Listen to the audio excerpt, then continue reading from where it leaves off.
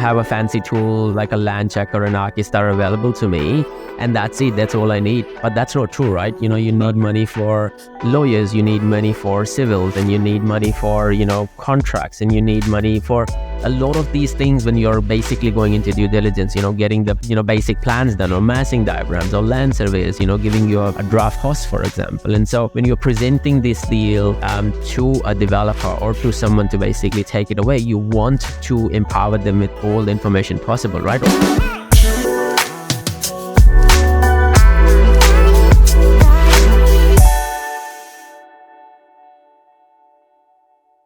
Hello and welcome to Helpmebuy Property Podcast. Today's podcast is all about the world of property options. Now, before I go into a lot more detail, let me introduce my co-host today, Mulisa from Mosros Property. Mulisa, how are you today? I'm Brett Moss. How are you doing today? I am awesome, brother. Thank you for becoming part of the podcast or Helpmebuy Property Podcast today. Let's kick off. So I am excited about this podcast because option contracts is something that has never worked for me in itself. And we have had so many chats in relation to the option contracts and how, they basically work in today's time and world. Where I want to today start is basically take a step back and basically start off with who were you before, you were the option contract expert. Let's start off the young Mulisa story. Okay. So originally I come from Zimbabwe. So I come from a great family, mother and father. I've got 4 siblings altogether. So we moved here in 2005. At the time I was about 13, 12 years old. So I came here very good at school, academics, that was my kind of things. And I've always loved the construction space, because when we were younger we had built our own house by hand, so we'd build it slowly while living in the house. So with my parents would build the house slowly, living in this room, we'll build another room. Wow. And so on. So when I finished college, I went for my building construction management, my Class C license. And while I was doing that, I was still working in construction, building swimming pools and working for other builders as well. So I've always been in that space. And while I was studying, I came across the call option agreements through a friend of mine, an old colleague. So I was discussing these call option agreements, but it wasn't something that I was that familiar with. So I kind of just left it on the back of my head and I kept working. And then one day late at night, I'm scrolling. What work were you doing, Mulisa? So let's open up there, So were you working in the construction space, building swimming pools and running your own business, or were you working for someone at that time? No, I was really a laborer at the time. So I'd work for different companies, but the longest company I worked for was CCP, Capital Country Pools in Canberra. So we used to build swimming pools, but I also used to do a lot of laboring work, a lot of steel fixing, concreting, for different other companies. Hardcore labor. Wow. Yes. So I quickly realized it's a lot of physical work and it's something I don't want to be doing to my late years, So yes. I tried to go for my builder's license. And yes, as I said, in that time I came across someone who informed me about call option agreements, but they were using them in a different way than we're using them. But it's something that I just kept in the back of my head. So while I'm working for the swimming pool company, I'm laying in bed one night, and I'm always looking for opportunities so I can start my own business. And at the time, I was also doing some vending. I was trying to do a vending machine business, trailer hire business at the same time. So I was only just starting venturing to the business side. And scrolling late at night, I come across whole options course. And the word, I went, I've heard about these call options before. So I started digging deeper into it. I'd done a course with Mark Rolton. So there was a 3-day boot camp or so. And did you meet him in person? No. So we done it online. I didn't get to meet him in person. So I done the course and I loved it, How long ago was this? So this was in 2019. So just before COVID or just during COVID? Yeah, probably just during COVID when it was started. So this is late 2019, I believe. Yeah, it just lit a fire in me, mainly because like when the other fellow told me about it, I sort of looked into it, but I didn't see much of it, and it just wasn't familiar with it. There wasn't much information about it out there, so I just didn't pursue it as such. But once I learned properly about it and I got in depth with it, I went, this is beautiful. Yeah. But this is just an amazing tool that could be used. There's so many different things. And not for one thing, it can be implemented in so many different ways with so many different strategies and structures to it. Definitely. Yeah. Ultimately, when you think about an owner-occupier or a person living in the house on a big piece of land, call options makes a lot more sense, and the way you structure it, and we'll go into a lot more detail talking about that as well. But I, again, want to take a step back and, understand, what made you jump, so you've done the course, you have basically armed yourself with all the education, but you're still working in a really highly laborious job. And so how did that transition happen from you, working in a job to you doing a course to you becoming an option contract expert? So pretty much what happened is I was looking for a way to get out of the physical work. I quickly realized it wasn't my thing. Like I could do it, but it was very taxing on my body, and it just wasn't my thing. I like working mentally, not more physically as such. So when I found this, I still had a little bit of money saved up. So what I done is I stopped work. I stopped work as something that I thought if I could just... How much did you have saved?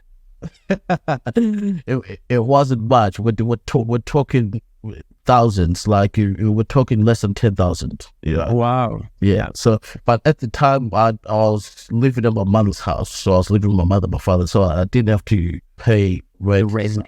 Yeah. Yeah. So I had a bit of leeway to get things moving. So yeah, quickly when I started, I was very green, especially into the industry. I didn't know many people, and I'm not.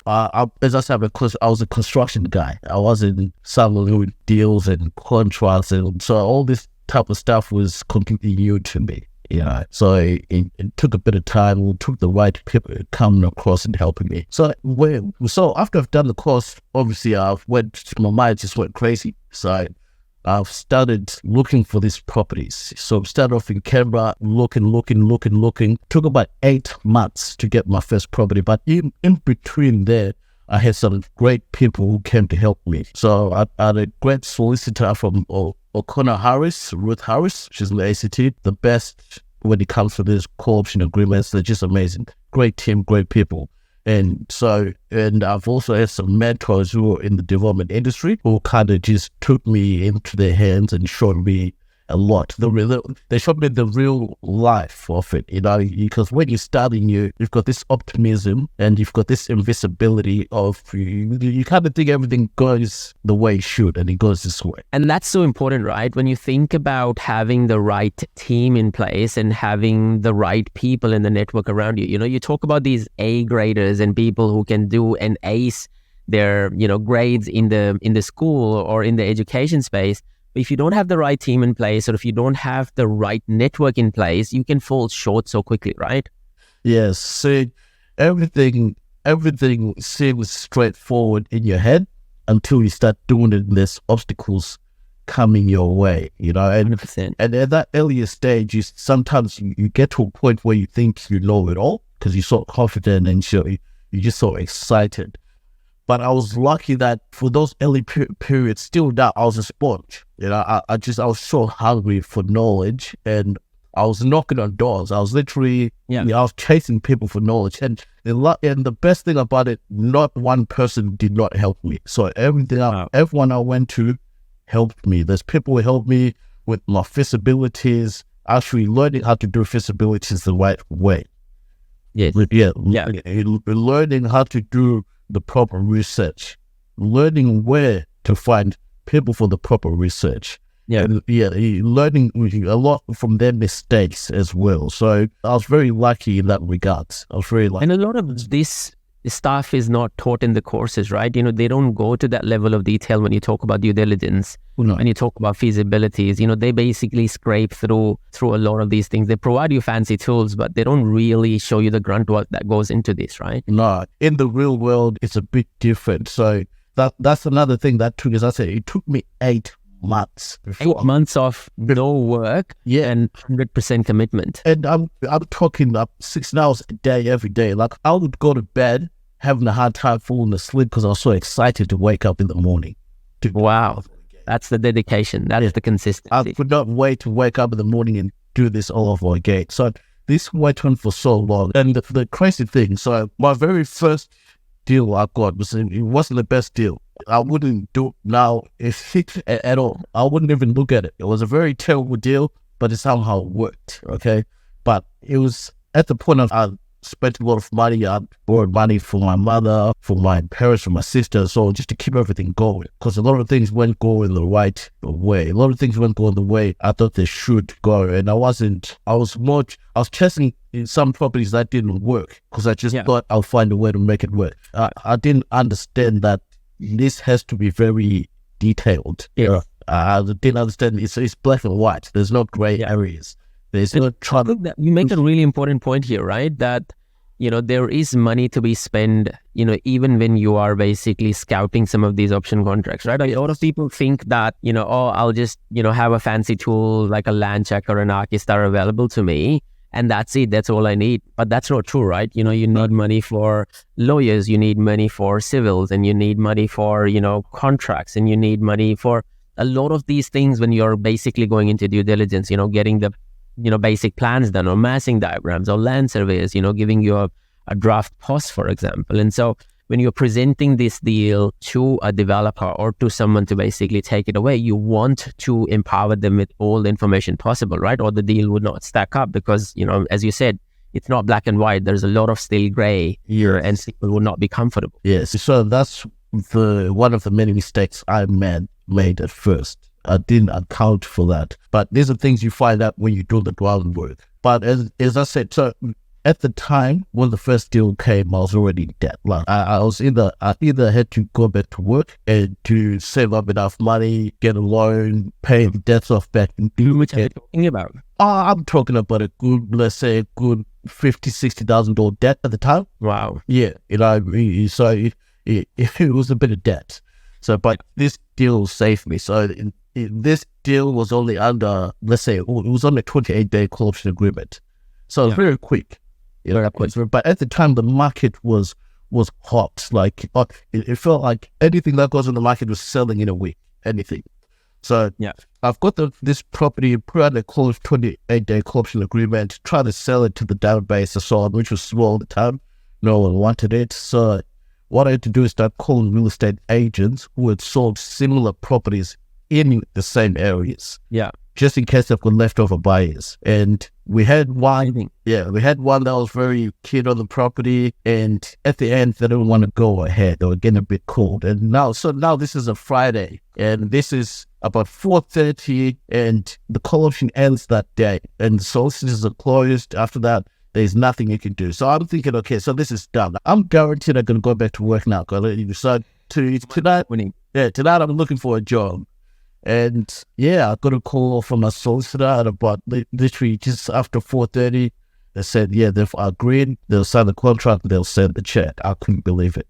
So this was the first deal. I could not believe it. And I think it was only about $30,000, but it gave me enough juice. Yeah. And what it done, it assured me that this works. Yes, 100%. And universe works in amazing ways, right? I'm a strong believer that everyone gets an opportunity in their life, right? What tends to happen is that people have blinkers on, and because they have blinkers on, they don't look for opportunities, right? They are basically busy so much in their life that they basically bypass these opportunities. I did this small test with my kid a few months ago, right? And we went for a drive and my kid has started sitting in the front seat with me, right? And so we play a lot of games with him. And so I was driving around and I said to him, how many red cars did you see? We've been driving for half an hour. And it's like, I don't know. I'm not counting. And I was like, okay, so how about you start counting how many red cars do you see? And so we drove another 15 minutes and he kept going 1, 2, 5, 8, 20. And so by that time, like 20 minutes, he had counted like 30 red cars, right? And so the lesson that I was trying to teach him was, you find what you're looking for. If you're not looking for something, you would never get it, right? And so the opportunities are basically exactly that, right? Once you put your heart and soul and show the consistency, universe would open up and present those opportunities to you and, make your life better. It's such an amazing, such a powerful story, man. Yes, it's crazy how things work sometimes. You just find it so unbelievable. But yes, so as soon as that happened, for me, it was just game over. Now I really couldn't sleep. I couldn't wait till I wake up now. And at that time, I literally took time just to sort out my life and see if there's any distractions. If anything that was a distraction, it was out. So everything was out. So that time, I wasn't going out hanging out with friends, none of that. So all those things just dropped. My priorities changed. Amazing. They changed heavily.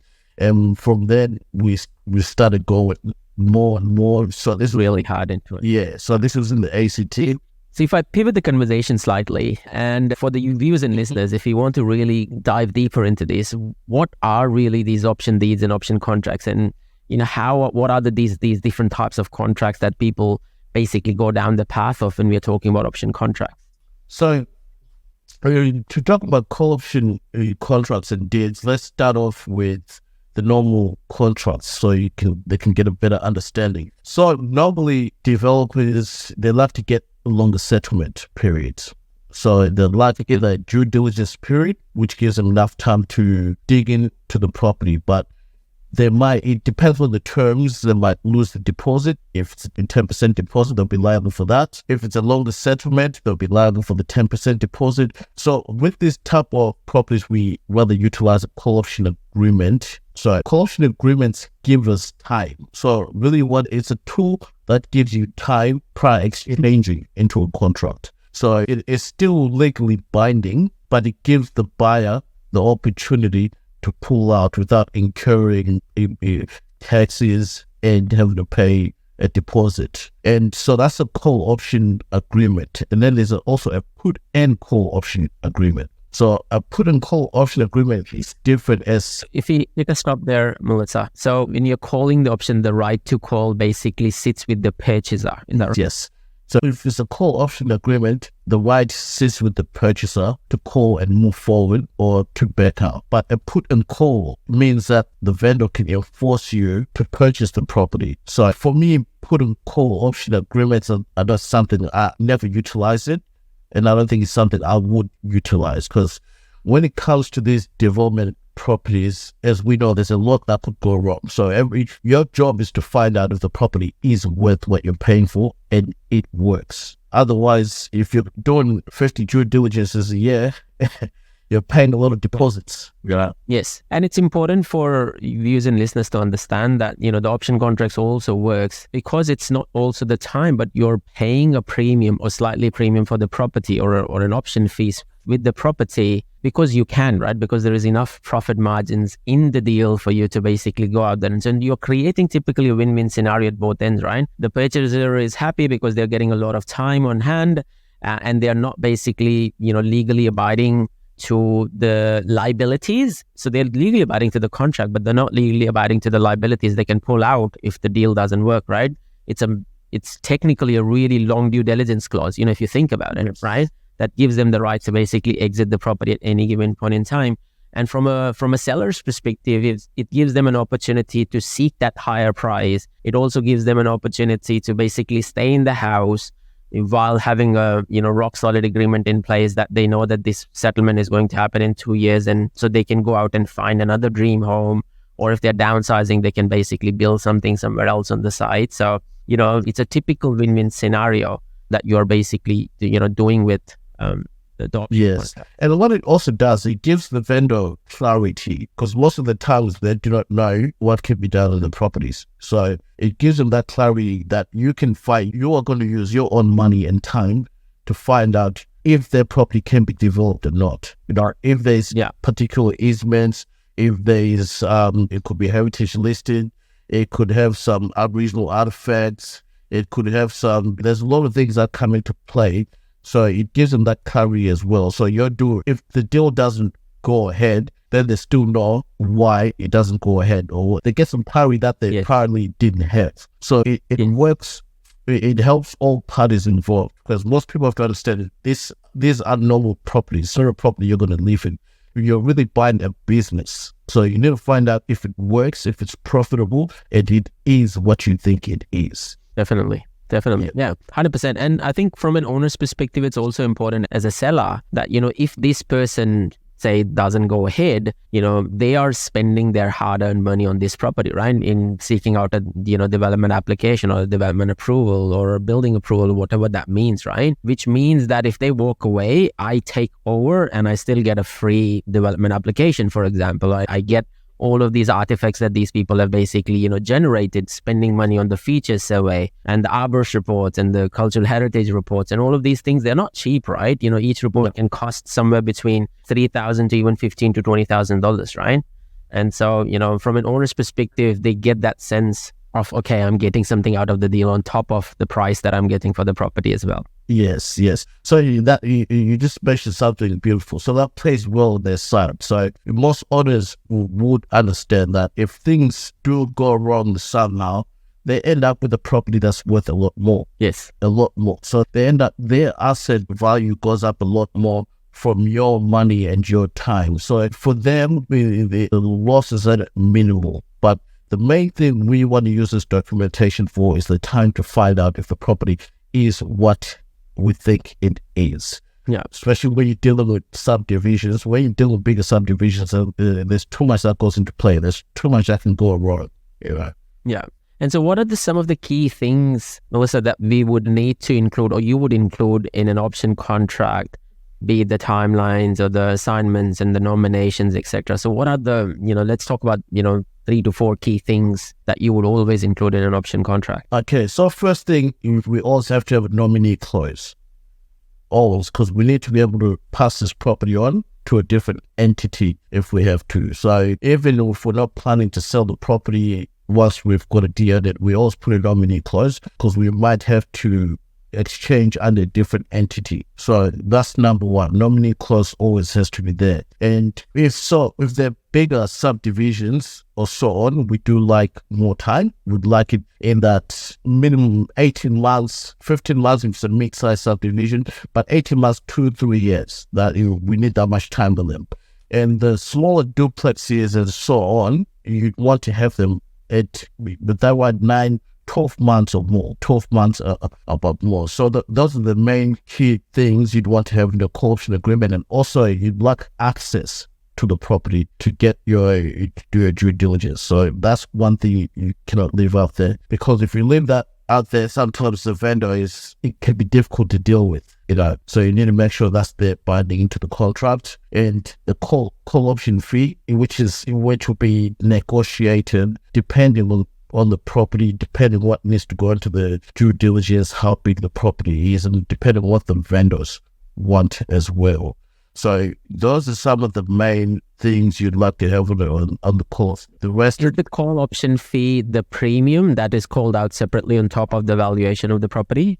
So the call option fee can either be put towards deposit or can be external from the purchase price. But we usually put it into the purchase price. So we put it into the deposit. So once we put the call option fee, once the deposit is going to be paid, we just subtract the call option fee out of that. Sure. Okay. So the option fee basically only gets paid when the option is called upon. No. The option fee gets paid when you're signing the call option. Signing. Okay. Yeah. So usually it's a small amount. It's not a massive amount. Yes, not a massive amount. Like we work on smaller properties just at $1, only because the vendors understand that we're going to be spending a lot of money on the due diligence and so on. So the call option fee is usually $1, because once you start putting a price on it, you start getting in a negotiating battle over a call option fee. Because if you usually say we want to pay a $5,000 call option fee, they're going to ask for a $50,000 call option fee. Yes. So now you end up just wasting time over something trivial. Yes. Yeah. And one of the most important things that I ask, or that goes through my head all the time, is what is the benefit of using an expert call option person or negotiator, when a person can do it themselves, right? So there is a DIY model where a person can go out there and do the course and become and find the call options. And you see a lot of cowboys out there who are trying to do this right now at this stage. How does that differentiate from an expert call option expert, in relation to the negotiations and handling the whole transaction? All it is that you're buying time and experience. Like, you can do it, but it's at the expense of a lot of mistakes and a lot of money. So you're better off hiring someone, because the money you're going to spend on them is not even of the money you're going to spend and the time you're going to spend trying to get to the point where you can get this kind of properties with ease. So there's a lot of work. It sounds easy in theory, but there's a lot of work and a lot of play when you're dealing with it. So you'd best off get someone who knows what they're doing, who's made the mistakes, so you're protected and the vendor's protected as well. Because if the vendor's not benefiting, you're not going to benefit, because soon enough there's going to be problems. You want to make sure all parties involved are happy. If they're not happy, then there's problems that are going to happen. And look, ultimately it takes a lot of experience to be better in these sort of negotiations, right? And a lot of people think that this is like a normal real estate deal where, you just walk into the door and the seller would, give you a hug and a kiss and, get you sit on the table and offer you some coffee and sign the contract and off you go, right? Yes. And so share some experiences in relation to, what goes into the negotiations of, some of these contracts. Okay, so most of these properties are on the market, they're off market. That's the other thing you get to realize. So you're dealing with people who are just living their lives, who are not thinking about selling a property, right? Emotionally attached. Yeah, so now you're approaching these people, and most people don't like their areas being developed. That also throws a spanner in the work. And so these processes take time sometimes, especially with these bigger subdivisions, bigger properties.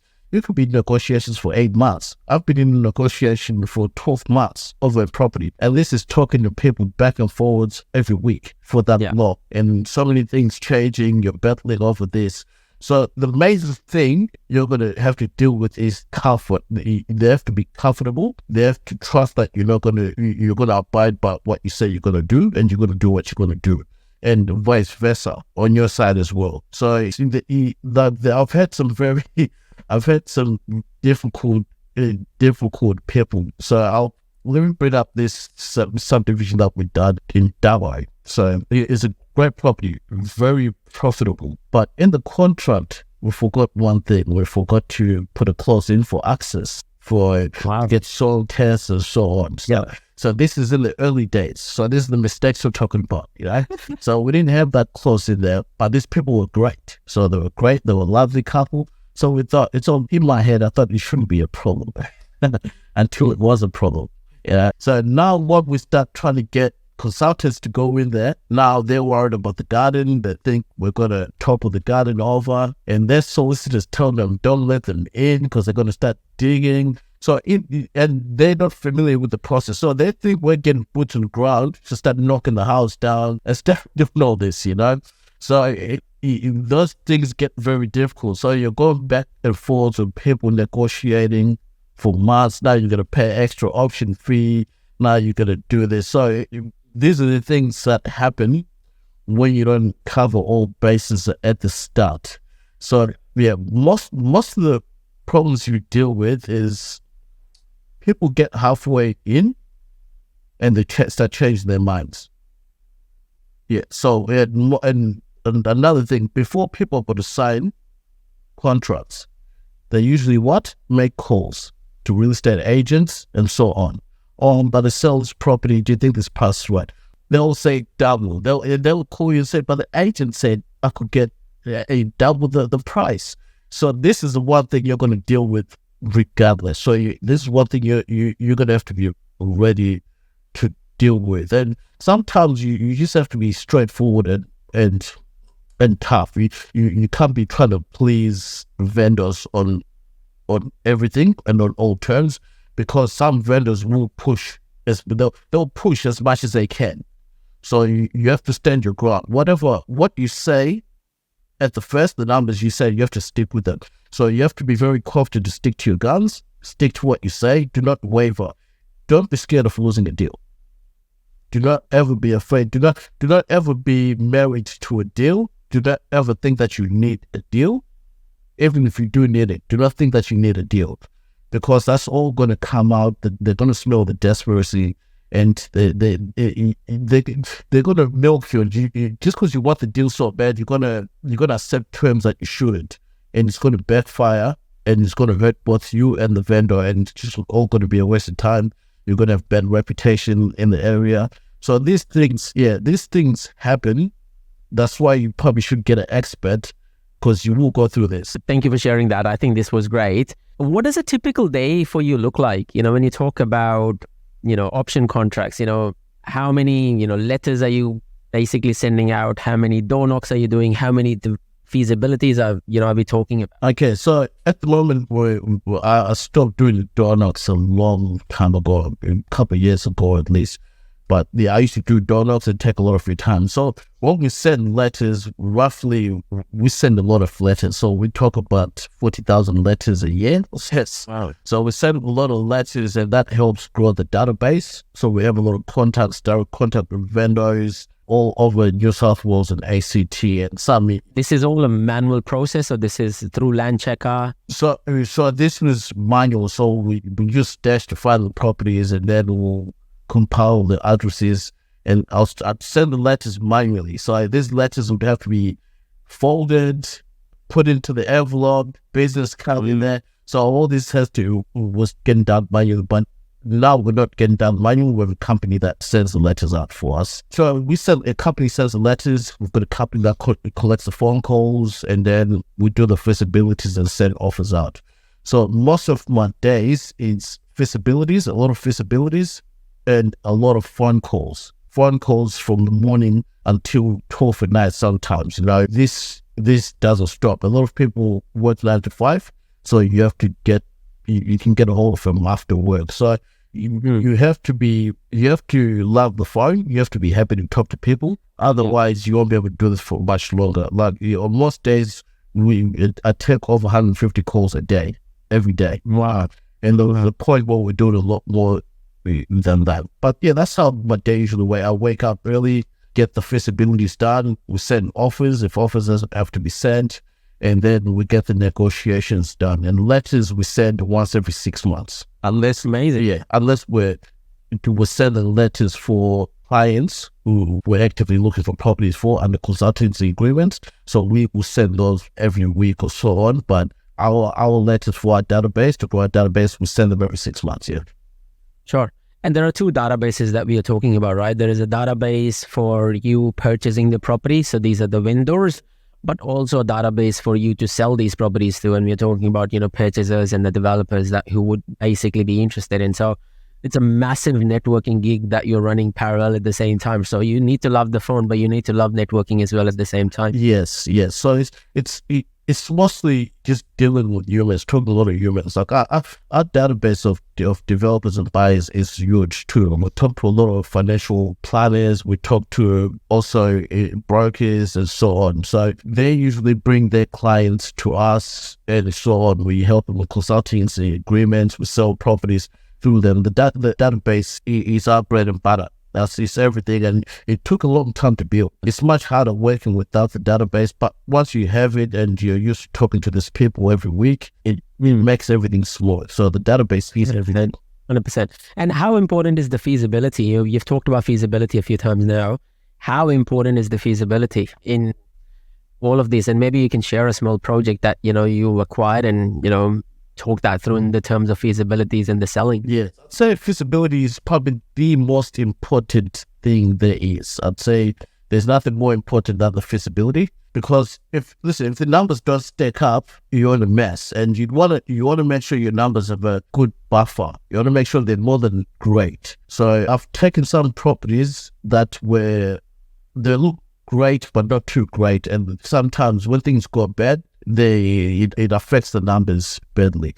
So you want to make sure that your numbers are accurate. You get them from an accurate source. So you can't use the same numbers for each and every area. So let's say Double would have different consulting fees from the council, that have different civil fees, and there might be additional fees on himself services and so on. So chasing, knowing where to get these numbers and getting accurate numbers and making sure they have a buffer and they work. So try to force the numbers to work. As I said before, don't get married to an idea. Don't get married to a property. Because either it works or it doesn't work. That's it. Yeah. That's it. And don't just make sure it works. If it doesn't work, leave it. Even if sometimes this property doesn't look great, and you think, oh man, if it was an extra 50,000, it would work. So those type of properties we leave because we don't want to find out if it works or not. We just want to know it. 100%. And so let's talk about a particular project. Let's go so that you can give us a bit of a snapshot about how long did the negotiation take? How did you acquire? How did what were the numbers that you were selling these at? And how did the nomination work? Perfect. So I'll start with this. The property we done up in Gowan for a small one. So this was a duplex it's in Canberra, Gowan. This is in the south. It's a upmarket place, but more in the middle. Very beautiful area. So I was in negotiations. This was a single mother, great lady, worked in the hospital, was in negotiations with her for a long time, for over a year. So when I first got in contact with her, she didn't want to sell, but she was open to the idea. So I gave her the offer. She liked the price, but she quite wasn't ready to sell. And this happens a lot. So most people, they'll call you out of nowhere. So you won't have to talk to them for a year, and they'll call you out of nowhere and they'll sell already.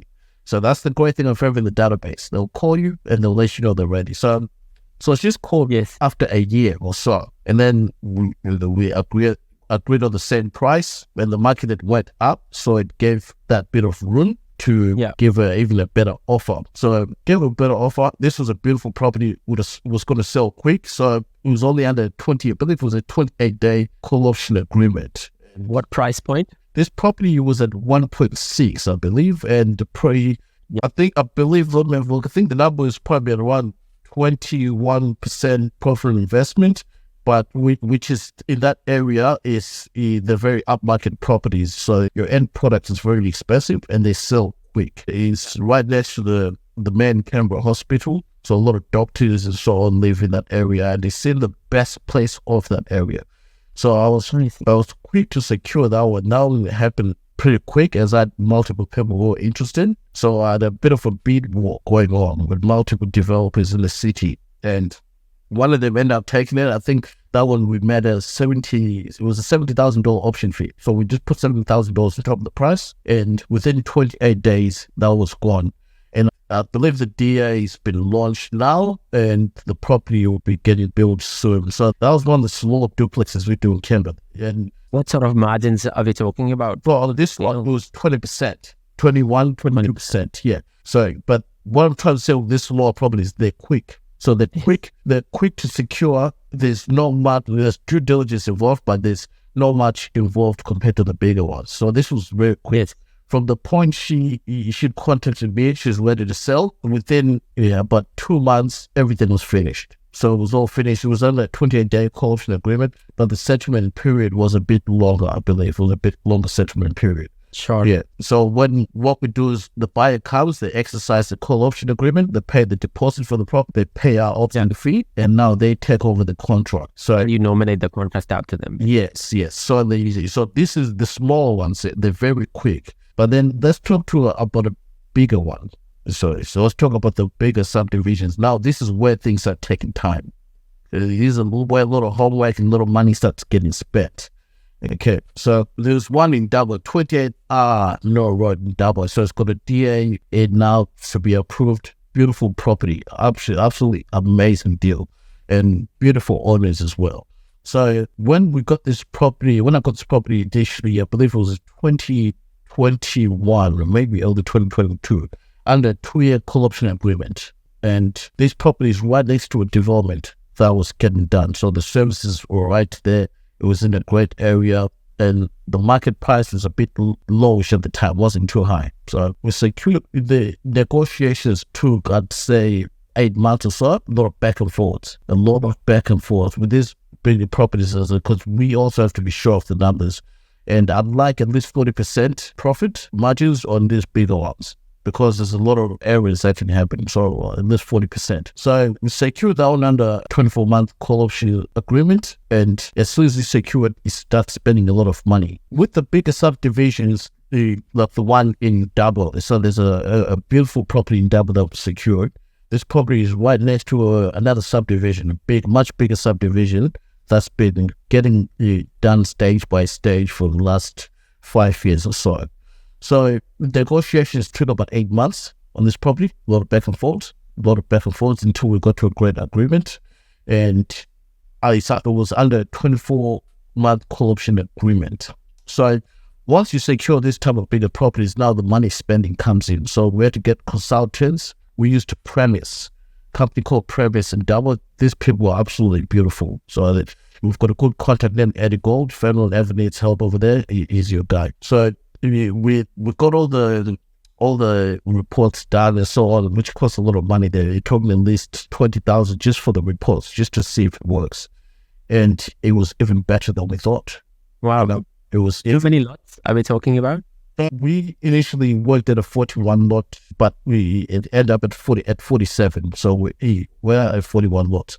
And when we purchased the property, we were working at a sale price of 260,000 a lot, which are 850 square meter lots, and they ended up at 300,000. So in the margins kept jumping. And the price went up and the number of lots went up as well. Yeah, and guess what? The construction fees that we put on were very high. I made sure they were very high. So they ended up dropping as well. So the profit margins ended up at 60%. Yeah, so it was such a beautiful deal. So once we had all that packaged together, then we approached the buyers. And so this one was a whole wall. So there was buyers coming left, right, and center, left, right, and center. And I ended up selling it to a partner of mine, which is a friend. So he got a good price on it. So we made about $150,000 fee on that one. And it was such a beautiful property. All parties involved were very happy. And they end up getting more money than they thought they would get on the deal. So it's a very, very beautiful deal. That one was one of the best. But just to show, from start to finish on that one, from starting negotiations to getting paid, we're talking about a year. Wow. And what were some of the key takeaways in that negotiation that you will never repeat, or, some of the learnings that came out of that negotiation? Okay. So this is the property where we didn't put a clause to get access. This is the one. So that's number one. So we learned that everything has to be in paper at first. So definitely, you can't leave anything to chance. We can't leave anything to think that we'll be able to work it out later on. So that's one thing I learned.